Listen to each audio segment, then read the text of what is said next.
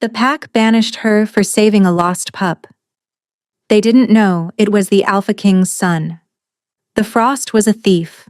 It stole the warmth from Alara's threadbare coat, the feeling from her fingertips, and the hope from her heart. In the Blackwood pack, she was less than a ghost. She was an Omega, a wolfless pariah, a living reminder of weakness in a society that worshipped strength. Her existence was a cycle of chilling neglect and sharp-edged cruelty, a life lived in the slivers of space others didn't want. But in the deepest, most secret part of her frozen world, she harbored a fire. A tiny, vulnerable flame she called Leo. He was a lost pup she had found weeks ago near the pack's border, shivering and alone, defying every law of her pack, which dictated that any stray be left to the elements or killed. She had taken him in. Now, as the apocalyptic power of the visiting Alpha King, Kaelin, descended upon their territory, her secret was no longer just a crime. It was a death sentence, for her and the small, innocent life she had sworn to protect. She didn't know that the pup she was shielding was the king's own lost son, the heir to the entire Lycan world, and that her act of forbidden kindness was about to either get her slaughtered or crown her a queen. Alara's world was painted in shades of gray and bitter cold. The shack she called home was more of a suggestion than a structure, its walls thin enough to let the wind whisper its cruelest secrets directly into her ear. Splinters were her constant companions, snagging on the thin wool of her tunic as she huddled for warmth. Hunger was a dull, familiar ache in her belly, a constant reminder of her place at the very bottom of the pack's brutal hierarchy. She was wolfless. In a world defined by the beast within, she possessed none. It was a genetic flaw, a cosmic joke that had rendered her utterly useless in the eyes of the Blackwood pack. Omegas were already the lowest rung, tasked with the most degrading chores, but a wolfless Omega was a blight, a stain on the pack's honor.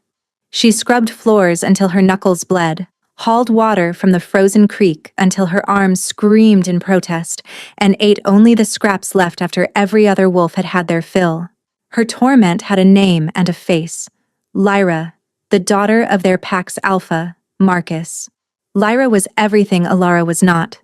Beautiful, strong, with a sleek silver wolf that was the pride of her father. She carried her status like a weapon, and Alara was her favorite target. Lyra's cruelty was not just casual, it was inventive, a daily ritual of humiliation designed to grind Alara's spirit into dust. "Look at it, shivering in the corner." Lyra's voice, sharp as broken glass, would often cut through the common hall. "It's a wonder the frost doesn't just shatter her, such a fragile, pathetic thing." The other wolves would laugh, a chorus of derision that echoed the hollowness inside Alara's chest. Alpha Marcus would watch with a look of cold approval. He believed that crushing the weak was a way to strengthen the pack, and Alara was the weakest of all. His gaze was a physical weight, pressing down on her, reminding her that her life was a privilege he granted, and one he could revoke at any moment. But for the past 6 weeks, Alara had a reason to endure. A secret that warmed her from the inside out, a purpose that gave her the strength to face another day of scorn. His name was Leo. She had found him during a blizzard, a tiny ball of dark fur half buried in a snowdrift at the edge of the forest. He was so small, his whimpers barely audible over the howl of the wind. Pack law was absolute. Strays were a threat, potential spies or carriers of disease. They were to be killed on sight or driven out. To help one was treason. Alara had looked at the shivering pup, his wide, terrified eyes meeting hers, and the law had crumbled into meaningless words. She saw not a threat, but a reflection of her own desperate loneliness. In that moment, her own survival became secondary. She had scooped him up, hiding him beneath her threadbare coat, his small body a warm, trembling weight against her own. She had smuggled him back to her shack, a feat that had sent adrenaline coursing through her veins like liquid fire. She fed him her own meager rations, tearing off pieces of stale bread and soaking them in water. He was a quiet pup, preternaturally so, as if he understood the need for silence. He had a strange marking on his shoulder, a swirl of fur that was a shade lighter than the rest of his coat, almost like a birthmark. His eyes were a startling, intelligent gold.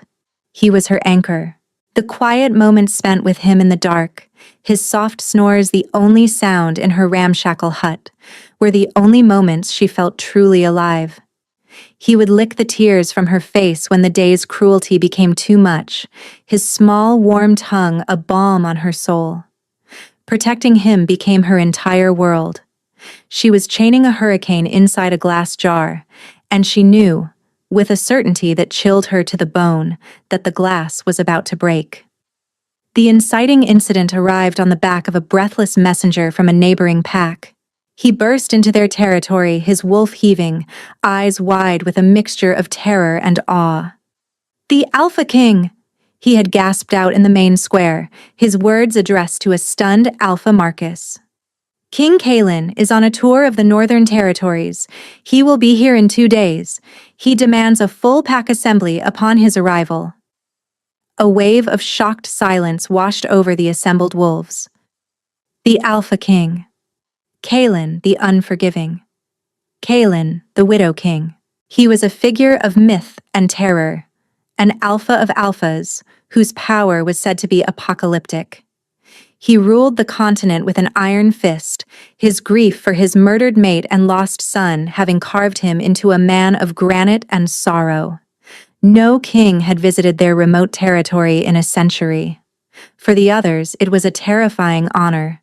For Alara, it was a death knell. A full pack assembly meant every member, every dwelling would be under his scrutiny. There was no hiding, there was no escape. Her secret, her precious Leo, would be discovered. And when he was, Alpha Marcus would not hesitate to make an example of her. He would drag her and the pup before the legendary king and execute her for treason. Panic, cold and sharp, pierced through the dull fog of her daily misery. She looked down at her hands, raw and red from scrubbing. She had saved a life, and for that, she was about to lose her own. The frost was no longer just a thief of warmth. It was the herald of her end. The air itself seemed to crackle with anticipation and fear. The entire Blackwood pack was in a state of manic energy, cleaning the grounds, preparing a feast they couldn't afford, and sharpening their claws, as if his visit were both an honor and an imminent attack. Alara was worked harder than ever, scrubbing the great hall's flagstones until they gleamed, her body a single, throbbing ache. Every command from Lyra was laced with a new, vicious excitement. "Hurry up, you worthless thing!" Lyra had sneered, kicking a bucket of dirty water near Alara's feet. "The king will be here soon.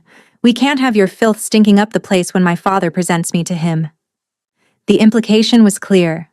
Lyra, like every other ambitious she-wolf in the kingdom, saw the widowed king as the ultimate prize. Alara ignored her, her thoughts a frantic storm. How could she hide Leo? A full assembly meant every wolf would be accounted for. Leaving him in the shack was too risky. Someone might be sent to search the Omega quarters. Taking him with her was impossible. The day of the king's arrival dawned with an unnerving stillness. The sky was a sheet of pewter, heavy and oppressive. A scent preceded him, rolling into their valley like a tidal wave. It was a scent of raw, untamed power, of ozone after a lightning strike, of ancient forests and cold stone. It was the scent of command, and it forced every wolf in the pack, including Alpha Marcus, to instinctively lower their heads in submission. Then he appeared at the edge of the clearing, and the world held its breath. King Kalen was not a man. He was a monument to power and grief. He stood well over 6.5 feet tall, with shoulders so broad they seemed to block out the sun. His face was all harsh angles and brutal beauty, as if carved from granite by a merciless sculptor. A scar, pale and thin, cut through one dark eyebrow. But his eyes were what captured and held every gaze. They were the color of molten gold, glowing with an inner light that spoke of an ancient lethal power. They were the eyes of a king who had seen the end of his world and had decided to rule over the ashes. Beside him stood a calmer but no less formidable presence. Beta Valerius, his second in command, a wolf whose loyalty was as legendary as the king's power. He scanned the assembled pack with sharp, intelligent eyes, missing nothing. Ilara was at the very back of the assembly, hidden behind the other Omegas, her heart hammering against her ribs like a trapped bird. She had made a desperate choice. Leo was nestled inside the front of her coat, wrapped in a scrap of wool. He was unnaturally still, as if sensing the immense danger. She prayed to a moon goddess she wasn't sure she believed in, praying that his scent would be masked by the sheer number of wolves, by the overwhelming power signature of the king himself. Alpha Marcus stepped forward, his own considerable presence seeming diminished, almost pathetic, before the king. He bowed low, his voice strained. Alpha King Kaelin, it is an honor to welcome you to the Blackwood Pack. Kaelin's golden eyes swept over him, unimpressed. He did not speak. He simply began to walk, his gaze passing over the rows of tense, submissive wolves. It was an inspection, a silent assessment of strength and loyalty. His stare felt like a physical weight, and more than one warrior flinched as it passed over them. Ilara kept her head down, her eyes fixed on the frozen mud at her feet. "Don't see me. Don't see me. Don't see me." The chant was a frantic prayer in her mind, but fate was a cruel and capricious thing. As the king drew nearer, a commotion broke out at the front. Lyra, ever the opportunist, had chosen this moment to make her move. She accidentally stumbled, falling not towards her father, but towards the king. It was a clumsy, obvious ploy for attention. In the ensuing scuffle to help her up, an Omega near Ilara was shoved backward. He stumbled into her, hard. Ilara gasped, her arms flying out to steady herself. The front of her coat gaped open for a split second. It was all it took. King Kaelin had been about to pass her, his gaze already moving on. But at that exact moment a tiny, almost imperceptible scent hit him. It was faint, hidden beneath layers of fear and cheap soap and wood smoke. But it was there. The unique, irreplaceable scent of his own bloodline, the scent of his son. He stopped. The entire world seemed to stop with him. The air grew thick, heavy with an unspeakable tension. His head snapped towards Ilara, his golden eyes narrowing into slits of pure predatory focus. He had been a bored king a moment ago. Now he was a hunter who had just caught the scent of his long-lost prey. Ilara's blood turned to ice. He was looking at her. Not through her, not past her, but directly at her. And then the mate bond, dormant and unknown, detonated between them. For Kaelin, it was a cataclysm. Through the impossible scent of his son, another scent bloomed, a fragrance of wild heather, winter snow, and unshakable resilience. It was the scent the moon goddess had woven into his very soul, the scent of his fated mate. His wolf, a beast of apocalyptic rage and sorrow that had slumbered in grief for 5 years, roared to life within him. It screamed a single possessive, incredulous word. Mine. For Ilara, it was a bolt of lightning to the soul. A dizzying, magnetic pull slammed into her, a force so powerful it nearly brought her to her knees. It was a sense of coming home to a place she had never been, a feeling of recognition for a man she had never seen. A warmth, fierce and terrifying, flooded her, chasing away the perpetual cold for the first time in her life. She stared at the fearsome king, her terror mingling with a profound, soul-deep confusion. He took a step towards her. The hunt had begun. He didn't know how or why, but the pathetic, shivering Omega at the back of the crowd was inexplicably tied to the two most important things in his universe: his lost son and his fated mate. And he would tear the world apart to get the answers. Kaelin's focus was absolute, a lethal beam of energy directed solely at Ilara. The rest of the world, the pack, the trees, the sky, faded into a meaningless gray blur. His wolf was a raging inferno in his chest, clawing for control, demanding he seize what was his. Mate. Pup. Mine. The dual revelations were warring inside him, a paradox of impossible joy and rising murderous fury. He moved. Each step was deliberate, silent, the tread of a predator closing in. The assembled wolves of the Blackwood pack held their collective breath, a tangible wave of fear rolling off them. They could feel the shift in their king. The air, already thick with his power, now vibrated with a barely controlled violence that promised annihilation. Alara was frozen, trapped in the golden blaze of his eyes. The magnetic pull was stronger now, a physical cord tightening between them. Her mind screamed at her to run, to disappear, but her body was locked in place, swayed by a power she couldn't comprehend. The tiny bundle in her coat shifted, and a fresh spike of terror lanced through her. Alpha Marcus, oblivious to the true nature of the unfolding drama, saw only his king focusing on the pack's most worthless member. He saw an insult. Humiliation burned in his gut. He stepped forward, intending to intercept. "My king," Marcus began, his voice tight with strained deference. "This is nothing. A wolfless Omega. She is of no importance." Kaelin didn't even glance at him. He raised a single hand, a gesture of casual, absolute authority. "Move." The single word was not a request. It was an alpha command, imbued with a power so immense that it struck Marcus like a physical blow. The Blackwood Alpha, a formidable wolf in his own right, found his body obeying before his mind could even process the command. He stumbled back, his throat tight with a submission he hadn't felt since he was a pup. A shocked murmur rippled through the crowd. Lyra watched, her face a mask of disbelief and burgeoning jealousy. The king, her king, was ignoring her powerful alpha father for that? For the pack's dirt stain? The injustice was a bitter pill. Her eyes narrowed, and a cruel, desperate idea began to form in her mind.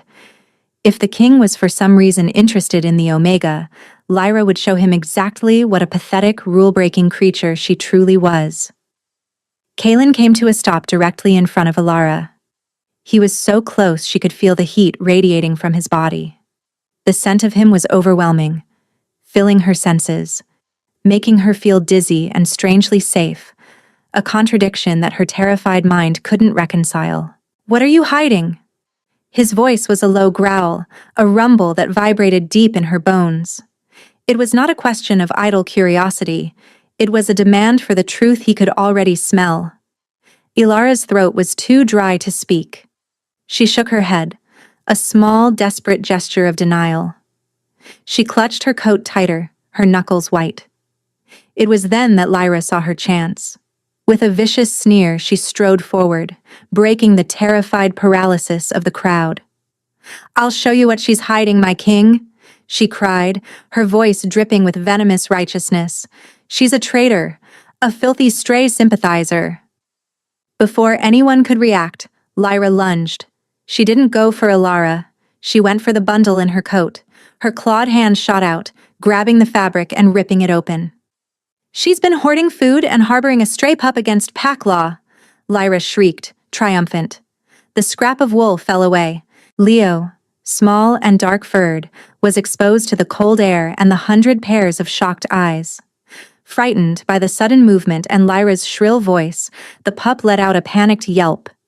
It was a sound that shattered the world. To the Blackwood pack, it was just the cry of a stray.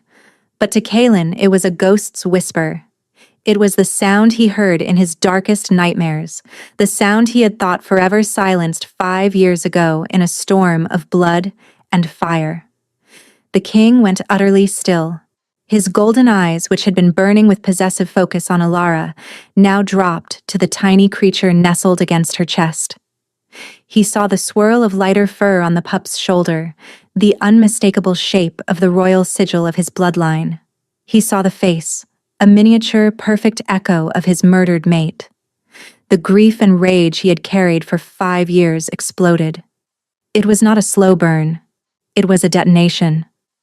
The air around him dropped 20 degrees. The ground beneath his feet cracked as a wave of pure, apocalyptic power rolled off him like a physical shockwave. Wolves in the front rows cried out and stumbled back, their instincts screaming at them to flee from the presence of a god's wrath. Beta Valerius's eyes widened in horror and dawning understanding. Leo, he breathed, the name a ghost on his lips. Kaelin's head lifted, and the look he gave Lyra was not one of anger. It was a look of pure cosmic annihilation. She had not just accosted his fated mate. She had laid a hand on his son, his living, breathing son. Lyra's triumphant smirk dissolved into a mask of stark terror. The sheer force of his killing intent was suffocating her, pressing in on her from all sides. She finally understood that she had not exposed a crime. She had stumbled into a holy sanctum and desecrated it. Alpha Marcus stared, his mind refusing to connect the dots. A stray pup, the king's fury, the royal sigil. The pieces clicked into place with the force of a guillotine. His blood ran cold. His daughter, in her petty jealousy, had just signed their death warrant. Ilara, at the epicenter of the storm, felt the king's cataclysmic rage wash over her, but miraculously, not a single drop of it was directed at her. It was a shield around her, a wall of fury protecting her and the pup she held. With a speed that defied physics, Kaelin's hand shot out. He didn't touch Lyra. He grabbed the front of Alpha Marcus's tunic, lifting the powerful Alpha clear off the ground with one hand. Marcus dangled, kicking uselessly, his face turning purple. "You!" Kaelin snarled, his voice no longer human.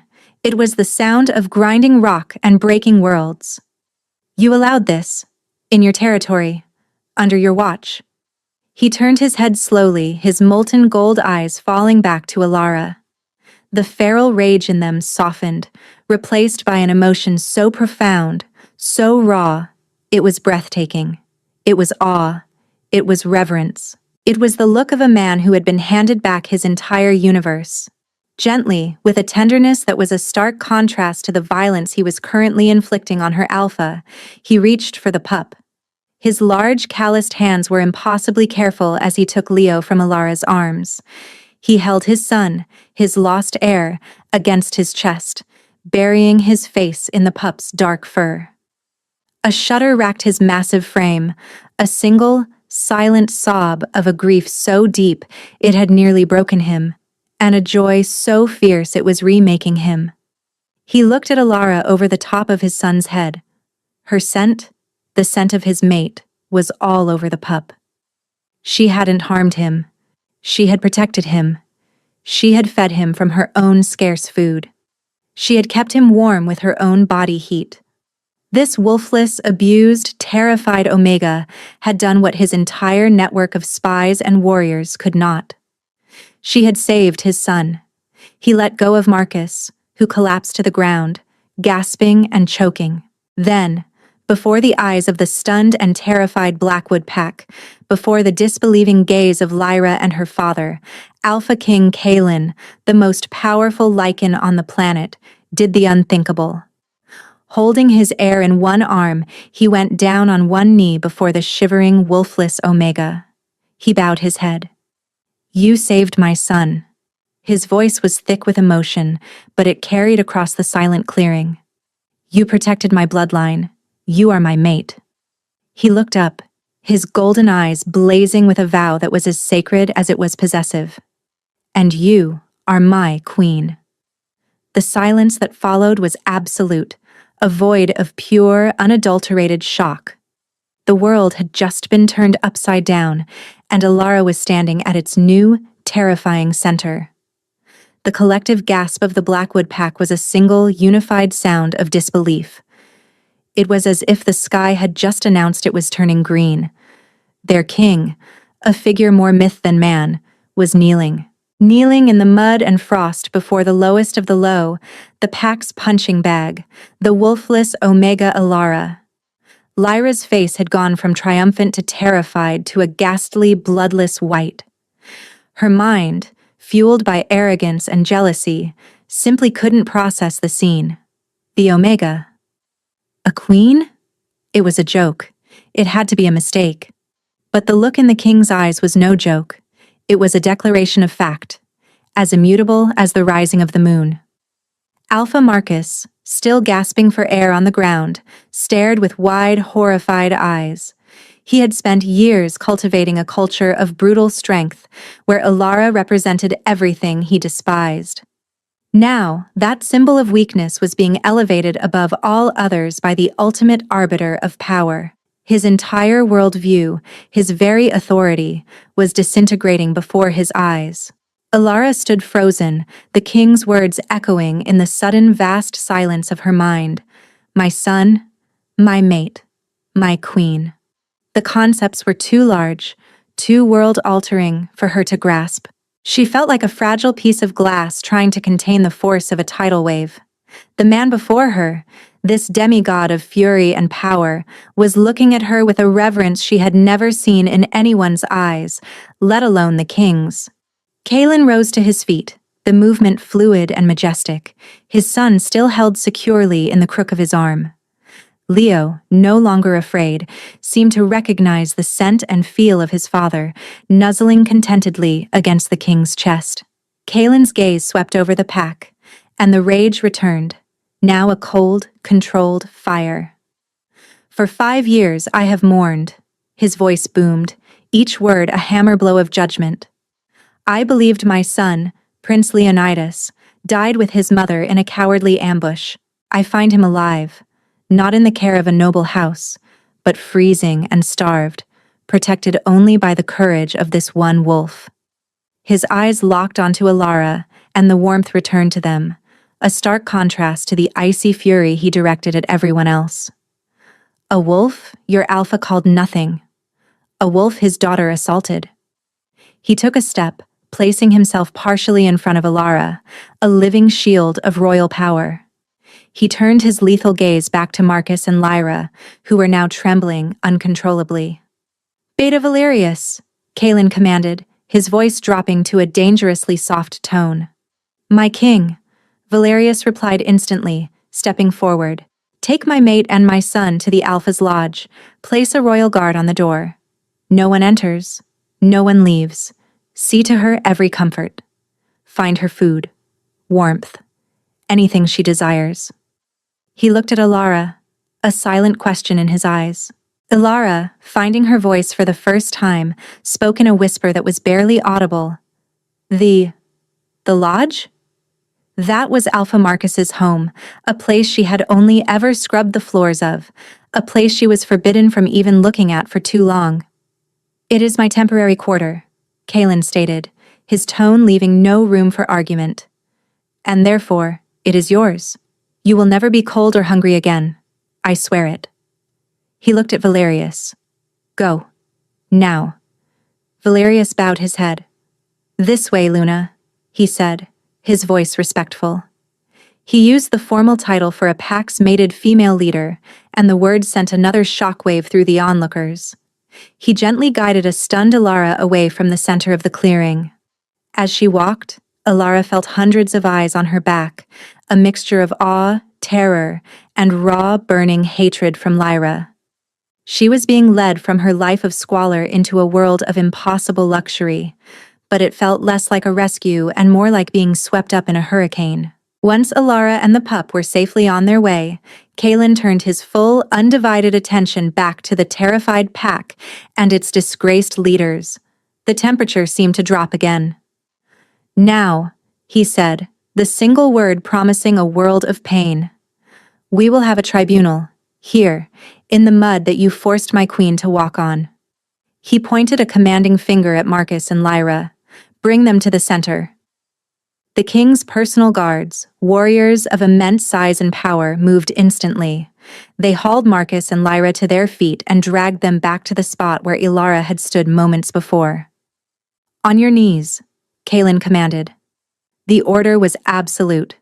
The Alpha and his daughter crumpled as if their legs had been cut out from under them. You, Kaelin snarled, looming over Marcus. You fostered a pack that abuses the weak, that punishes kindness. You starved the one person who had the decency to save a child. You called her worthless. Marcus was shaking his head, his face a mess of tears and panicked denial. I didn't know, my king, I swear. If I had known it was the prince. It should not matter. Kaelin's roar silenced him. A pup is a pup, an innocent. Your laws are barbaric, and you are a disgrace to the title of Alpha. He then turned to Lyra, who was openly weeping, her carefully constructed facade of superiority shattered into a million pieces. And you laid your hands on my mate. You tore open her coat, not to expose a crime, but out of petty, pathetic jealousy. His voice became a whisper, more terrifying than any shout. You threatened my son. Please, Lyra sobbed. Mercy, my king, please. Mercy? Kaelin echoed the word as if it were a foreign concept. Did you show her mercy when you tormented her day after day?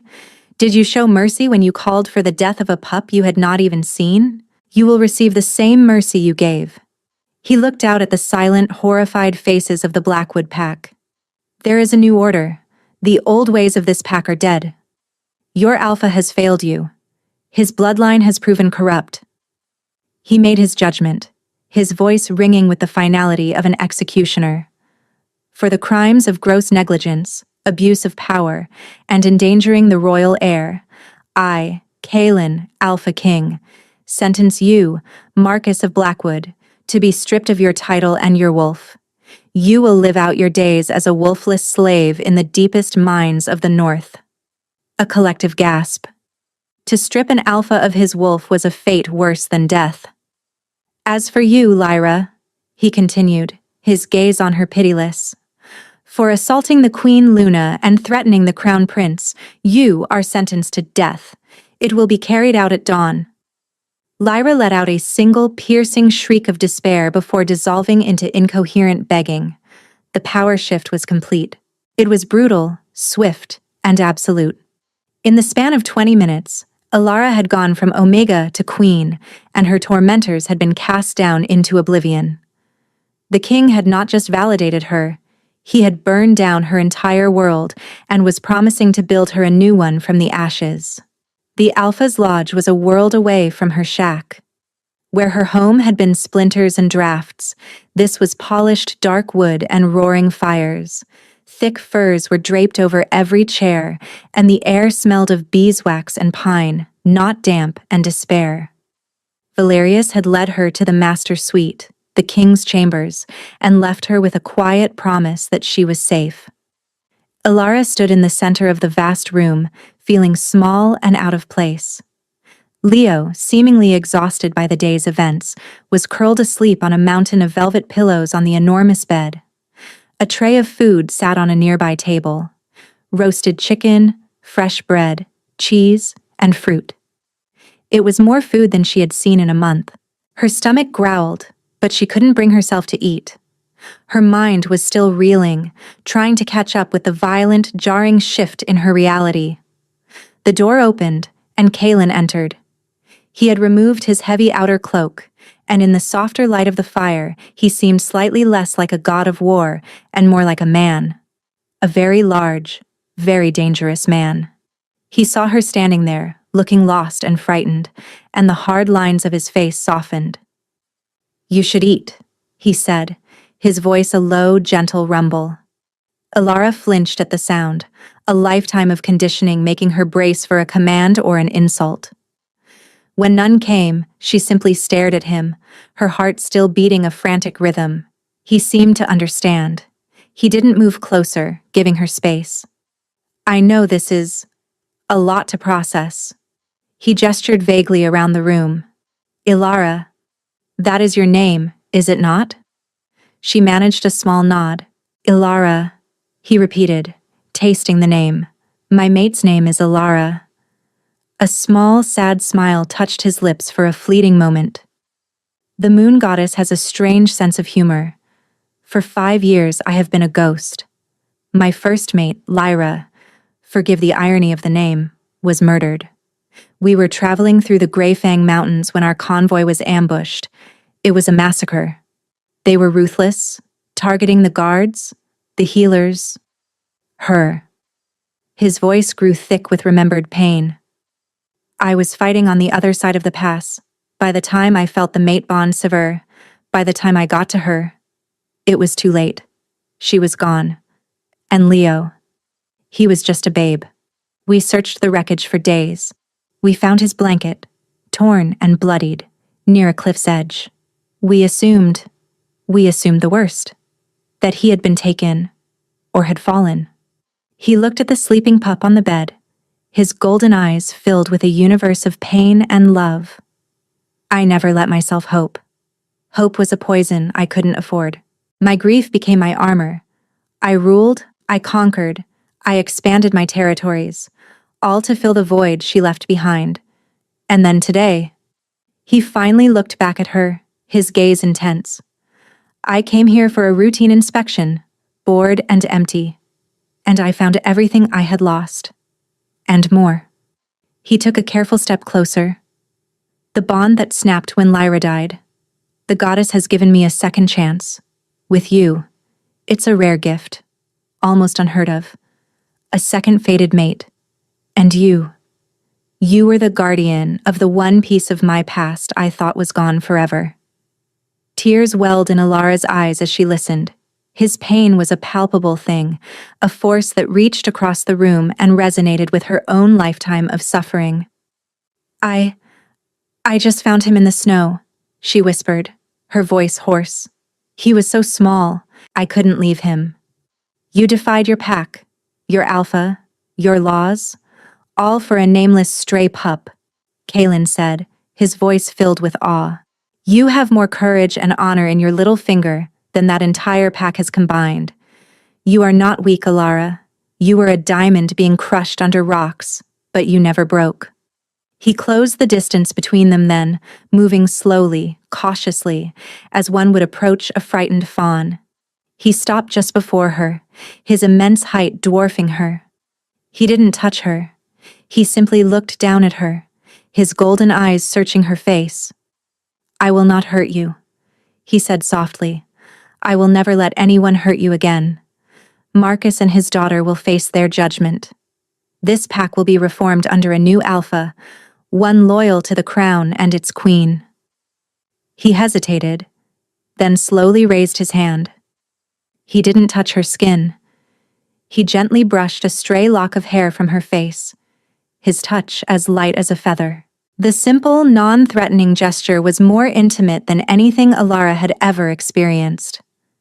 The mate bond flared between them, a current of warmth and rightness that made her gasp. You are my queen now, he murmured, his thumb brushing her cheekbone, finally making contact. Her skin tingled at the touch. You will have everything: respect, power, a home, a family. He looked from her to his sleeping son. Our family. The word hung in the air between them, filled with promise and a terrifying new reality. Queen, mate, mother to a prince. It was too much. Overwhelmed, Alara felt her knees buckle. Kaelin caught her instantly, his strong arms wrapping around her, pulling her against his solid chest. She was enveloped in his scent, his warmth, his sheer power. For the first time in her life, she felt utterly, completely safe. She buried her face in his tunic and, for the first time in years, she allowed herself to weep. Not from pain or despair, but from a dizzying, terrifying, beautiful hope. He simply held her, a silent, unshakable mountain protecting her from the storm. The next day was a blur of monumental changes. While Alara remained in the protected sanctuary of the lodge, the king's justice was enacted with brutal efficiency. The Blackwood pack was assembled once more, this time not for an inspection, but for a revolution. Kaelin stood before them, not as a visiting monarch, but as their absolute ruler. He did not ask Alara to attend the sentencing, shielding her from the grim proceedings, but word of it reached her through a quiet, respectful she-wolf, one of the king's royal guard, who had been assigned as her attendant. Lyra was brought out at dawn. Her pleas for mercy had fallen on deaf ears. Her execution was swift, a stark and brutal message to all who would dare threaten the royal family. There was no ceremony, only the cold finality of the king's law. Alpha Marcus's fate was, in many ways, crueler. He was dragged before the pack he had once ruled with an iron fist. Kaelin himself performed the ceremony, a dark and ancient ritual. He placed his hand on Marcus's head and spoke the words that severed the connection between the man and his inner wolf. The pack watched in horrified silence as their once powerful alpha screamed, his body convulsing as his very essence was torn from him. When it was over, he was just a man, hollowed out, broken, and wolfless. He was hauled away in chains, destined for a life of hard labor in the darkness of the northern mines, a living testament to the king's wrath. With the old regime shattered, Kaelin appointed a new alpha from among the Blackwood warriors, a stern but fair wolf who had shown no part in Alara's torment. His first command from the king was to abolish the law regarding strays and to ensure the Omegas were treated with the respect due to any pack member. The hierarchy of cruelty was dismantled in a single morning. Later that day, Kaelin came to Alara. He found her by the window, watching the snow fall, with Leo playing at her feet with a small wooden toy a guard had carved for him. She was dressed not in her old rags, but in a simple but warm gown of deep blue wool that had been found for her. The color brought out the light in her eyes. "It is done," he said quietly from the doorway. Alara turned, her expression unreadable. She felt no joy at their fate, only a profound sense of sorrow for a life so twisted by hate that it could only end in ruin. "They are gone?" "They are," he confirmed. "Their poison has been purged from this pack." He walked towards her, his presence filling the room. "We will leave in the morning. We return to the capital, to Eldoria, to your new home." The capital. A city she had only heard of in whispers, a place of mythic proportions where the Alpha King ruled from a throne of obsidian. The idea was terrifying. Here, she was a queen because he declared it. There, among the ancient noble houses and powerful alphas of the court, what would she be? They would see her as she saw herself, a wolfless Omega who got lucky. As if reading her thoughts, Kaelin stopped before her and gently took her hands in his. They were still raw and chapped, but he held them as if they were the most precious jewels. "Do not be afraid," he murmured, his golden eyes searching hers. "Your past does not define you. Your heart does. Your courage does. In Eldoria, you will not be just my mate. You will be their queen. They will see the strength I see. And if they do not—" His voice hardened, a hint of the feral king returning. "Then they will learn too." His conviction was a powerful force, a shield against her own doubts. She wanted to believe him. She looked down at their joined hands, her small, scarred ones lost in his large, powerful grasp. "I don't know how to be a queen," she confessed, her voice barely a whisper. "I only know how to be invisible." "I will teach you," he promised. "And you will teach me. You will teach me how to be a father again. You will teach me how to feel something other than grief." He raised one of her hands to his lips and pressed a gentle kiss to her knuckles. "You have already brought the sun back into my life, Alara. You and Leo." The sincerity in his voice, the raw emotion in his eyes, chipped away at the wall of fear around her heart. For the first time, she didn't just feel like a victim of circumstance swept up in a king's decree. She felt chosen, seen. That night, she ate the meal prepared for her, the flavors exploding on her tongue, a symbol of her new life. She played with Leo until he fell asleep, his happy, sleepy sighs a balm to her soul. When she finally climbed into the massive bed, its soft linens felt like a cloud. She expected to lie awake, her mind racing with anxiety. But instead, a strange sense of peace settled over her. She was safe. Leo was safe. The monsters of her past were gone. A new, terrifying future awaited, but she would not face it alone. She would face it with a king at her side, a prince in her care, and a strange, powerful bond humming in her soul. For the first time in her entire life, Alara felt the faint, flickering beginnings of hope. And as she drifted off to sleep, she realized the frost could no longer touch her here. The journey to Eldoria was a revelation. They traveled in a heavily guarded royal carriage, a magnificent vehicle of dark wood and gilded steel, drawn by 6 powerful horses.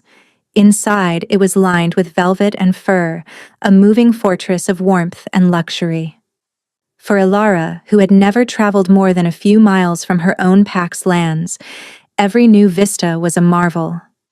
They passed through dense forests, across wide, rolling plains, and over towering mountain passes.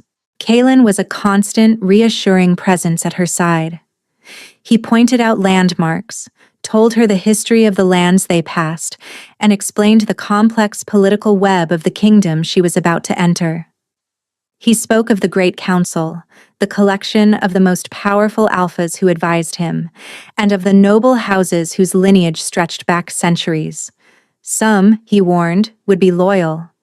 Others would see her as a threat to their own ambitions. One name he mentioned with a particular edge in his voice was Lord Vorlag of House Volkov. "He is the head of the council," Kalen explained, his hand resting possessively on Alara's knee as Leo slept between them. "He was my father's most trusted advisor. He has been a constant source of stability in the court, especially after Lyra died. But he is a creature of tradition and power. He will be the most difficult to win over." Alara listened, trying to absorb it all, her anxiety a low hum beneath the surface. She spent hours just watching Kalen with his son. The fearsome king, whose name made warriors tremble, was endlessly patient and gentle with Leo. He would let the pup tug on his hair, would make funny faces that drew out squeals of delighted laughter, and would tell him stories of ancient wolf heroes in a low, rumbling voice until the boy drifted to sleep in his arms. Seeing this side of him, the father, and not just the king, did more to calm Alara's fears than any promise of protection. It made the demigod human. Their arrival in Eldoria was on a scale she could not have imagined. The capital city was carved into the heart of a mountain, a breathtaking testament to lichen engineering and power. Towers of white stone reached for the sky, connected by elegant bridges. Waterfalls cascaded down the mountainside, their spray catching the light and creating perpetual rainbows. The entire city seemed to glow with an inner light. As their carriage passed through the great gates, citizens lined the streets. They did not cheer. They watched in a silent, profound curiosity, their eyes fixed on the carriage that held their long-lost prince and their mysterious new queen. The weight of their collective gaze was immense. The palace itself was a fortress of obsidian and silver that seemed to grow out of the very peak of the mountain. It was vast, imposing, and magnificent. When the carriage stopped, Kalen stepped out first. Then he turned and offered his hand to Alara. Taking a deep breath, she took it. As she stepped out of the carriage into the grand courtyard, a hush fell over the assembled court. They were all there, dozens of alphas and their mates, nobles and council members, all dressed in opulent finery. Their faces were a mixture of shock, speculation, and thinly veiled disdain. She could feel their eyes cataloging her simple dress, her plain features, her lack of a powerful aura. She was exactly what they saw, a nobody. And then Kalen lifted Leo from the carriage and settled him on his hip. He placed his other arm firmly around Alara's waist, pulling her to his side. He presented them not as separate entities, but as a single, unbreakable unit. An elderly, imposing wolf with silver-streaked dark hair and cold, calculating eyes stepped forward from the crowd. He was dressed in robes of deep crimson, signifying his high rank. Alara knew instantly this was Lord Vorlag. "My king," Vorlag said, his voice smooth and polished, but lacking any real warmth. He bowed his head, a perfect courtly gesture. You return with miracles. His gaze flickered to Leo, then to Alara, and his eyes held a complex, unreadable expression. It was not joy. It was closer to the look of a man whose careful calculations had just been thrown into chaos. I return with my son. And my queen, Kaelin stated, his voice ringing with authority. He left no room for interpretation.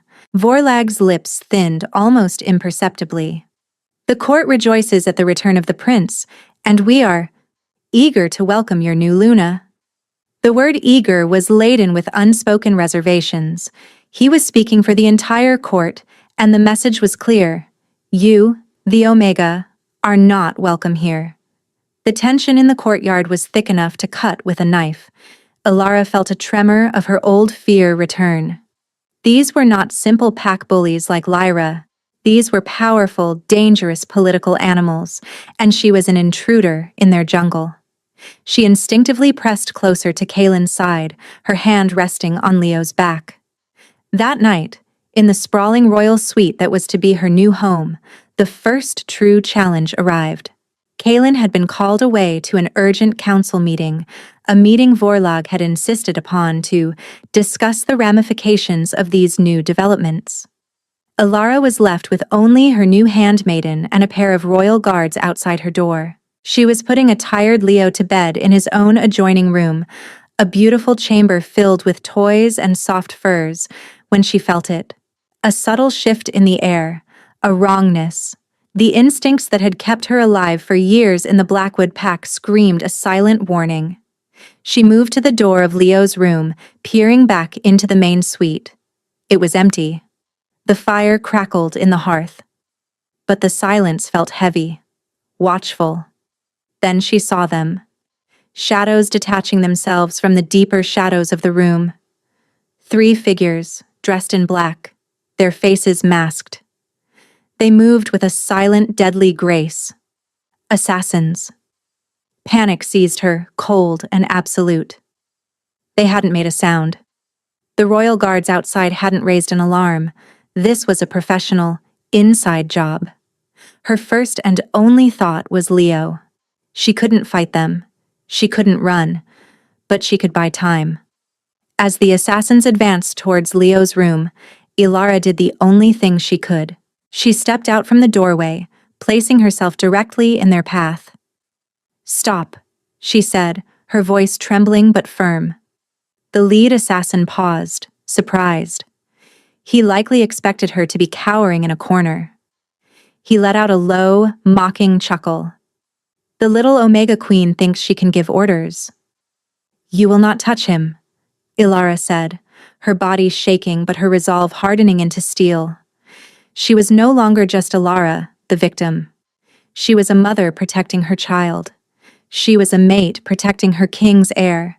A primal protective instinct she never knew she possessed rose up within her. A noble sentiment, the assassin sneered.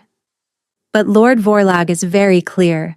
The line of succession must be corrected. The king's grief has made him foolish. A wolfless Omega and a boy of questionable parentage cannot be allowed to disrupt the stability of the kingdom. Vorlag. The name confirmed her worst fears. This was not a random attack. It was a coup. The assassins moved to flank her. Alara backed away slowly, keeping herself between them and Leo's door. Her eyes darted around the room, searching for a weapon, for any advantage. She saw a heavy silver candlestick on a nearby table. As one of the assassins lunged, she didn't scream. She didn't cower. She reacted. With a surge of desperate adrenaline, she grabbed the heavy candlestick and swung it with all her might. The blow connected with the side of the assassin's head with a sickening crunch. He staggered back, surprised by the ferocity of the attack from the pathetic Omega. It didn't stop him, but it bought her a precious second. It was all Kaelin needed. The doors to the suite exploded inward, blasted off their hinges by a wave of pure force. Kaelin stood there, a figure of apocalyptic fury. His council meeting had been a ruse, a way to draw him out. He had felt the spike of Alara's fear through the mate bond, a psychic scream of terror that had sent him hurtling back to the suite. His golden eyes took in the scene in an instant. The assassins, the weapon in Alara's hand, her defiant, terrified stance in front of his son's room.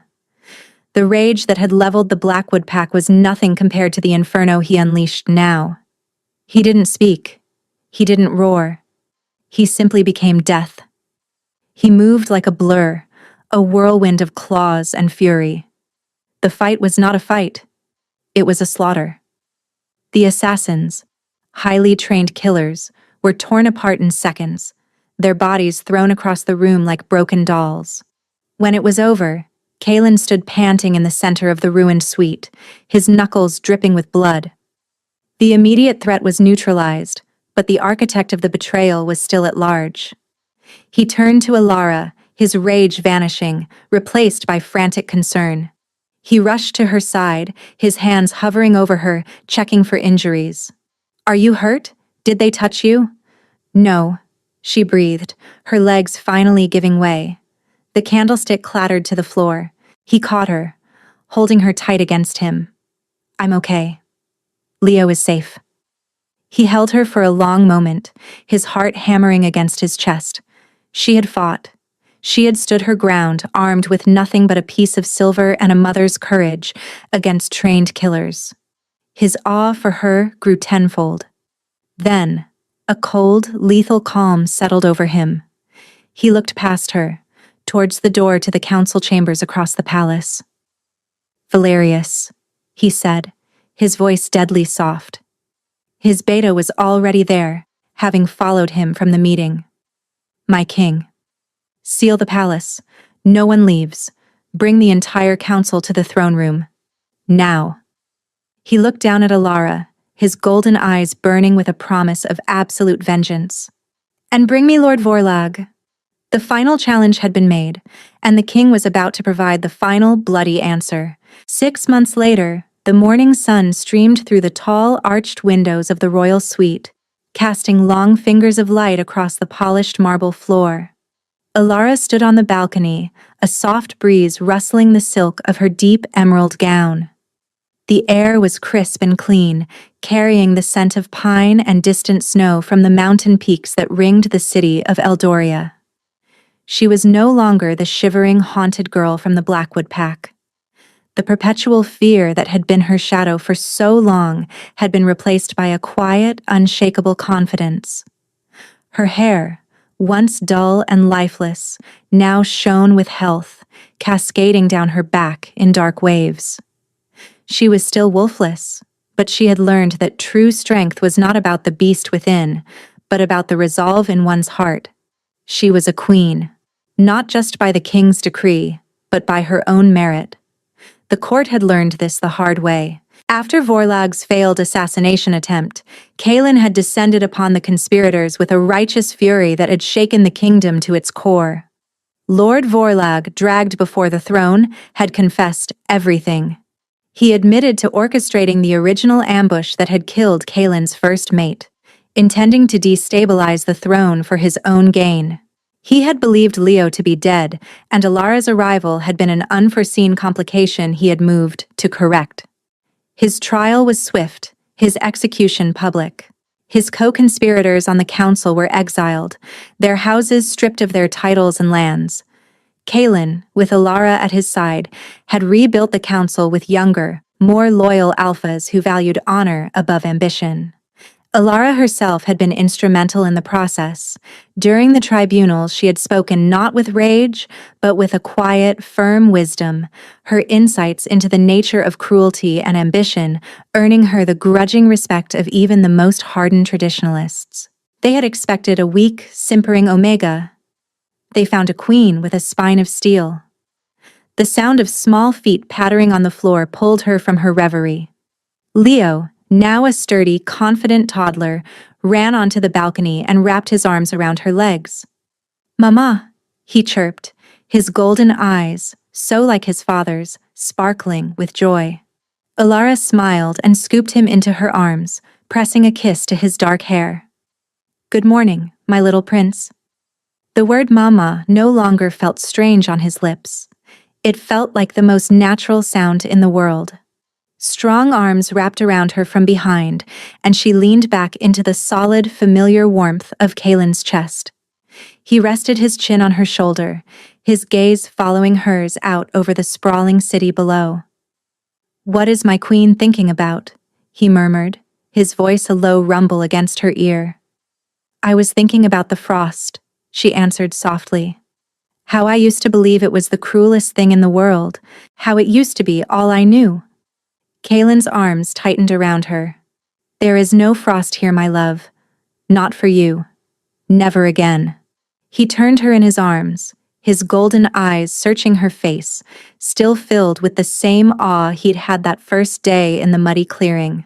The mate bond between them was a living thing, a constant, comforting thrum of love, devotion, and shared strength. He had taught her about politics and power, and she had taught him how to laugh again. She had healed the gaping wound in his soul, and he had given her a world she never dared to dream of. "I look at you," he said, his voice thick with emotion, "and I still cannot believe how lucky I am. The goddess took my world, and then she gave it back to me, brighter and more beautiful than before." "We saved each other," Alara replied, her hand coming up to cup his jaw. The scar above his eye was just a part of the face she loved, a reminder of the battles he had fought. "You, me, and Leo, we are a pack. We are a family," he corrected gently. He leaned down and captured her lips in a kiss that was filled with all the promise of their future. It was a kiss of shared dawns, of quiet nights, of ruling a kingdom side by side. It was the kiss of a king who had found his salvation in the heart of an Omega, and a queen who had found her power in the love of her family. When they broke apart, Leo giggled and clapped his small hands, nestled safely between them. The three of them stood together on the balcony, a king, a queen, and a prince, looking out over their peaceful kingdom. Alara had once been a forgotten ember, left to die in the cold. But the love of a king and the trust of his son had fanned her into a queen's fire, a brilliant, unwavering light that would warm their kingdom for generations to come. And so, the wolfless Omega who was cast out for an act of kindness became the kingdom's most beloved queen. Her story became a legend, a testament to the fact that true strength isn't measured by the power of your wolf, but by the size of your heart. She had faced down cruelty, fear, and assassins, not with claws and fangs, but with a fierce, unyielding courage that remade the world around her. Together with her king and their son, she ruled over an era of unprecedented peace and prosperity, proving that sometimes the greatest magic is not found in ancient prophecies or royal bloodlines, but in the simple, unbreakable bond of a family forged in the fires of adversity. Thank you for watching. We hope you enjoyed this story of courage, love, and redemption. If you were captivated by Alara's journey from a forgotten Omega to a powerful queen, please destroy that like button. It really helps the channel grow and allows us to bring you more stories just like this one. Don't forget to subscribe and ring that notification bell so you never miss a new adventure. We have to ask, what was your favorite moment of justice for Alara? Was it the sentencing of Alpha Marcus, or her confrontation with Lord Vorlag? Let me know in the comments below. We read every single one. Thanks again for your support, and we'll see you in the next story.